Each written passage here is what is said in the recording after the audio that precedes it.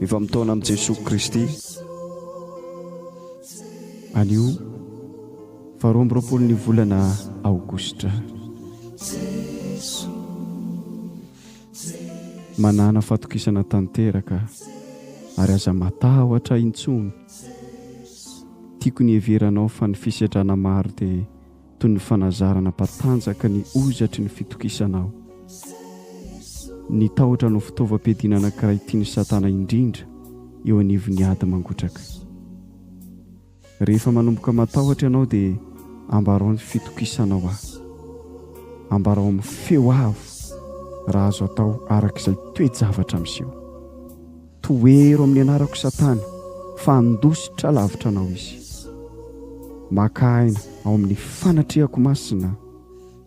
Medy raha na mivetesa ira fideranao aho dia ho hitanao ny fahazavana mamirapiratra ny tavako.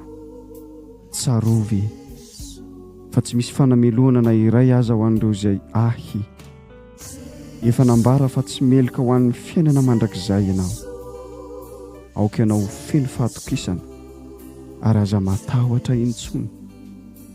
Satria izao no herinao sy antony fideranao dia ilaina montsy ianao. Jakoba 4:7 ny 7 koa manekehana ianareo ary manoherany devoly dia andositra lavitra anareo izy. Romanina 5:1 ny 1 sy ny 2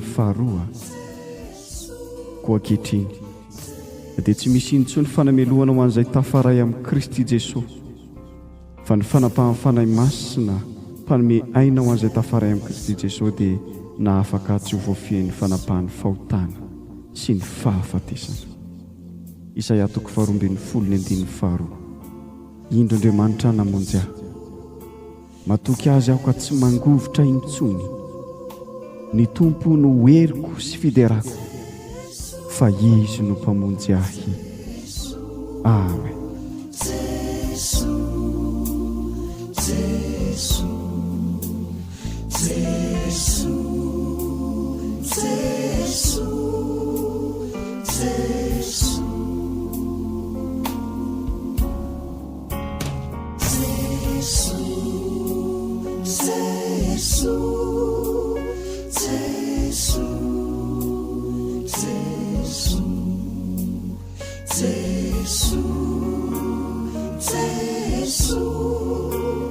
Jesoa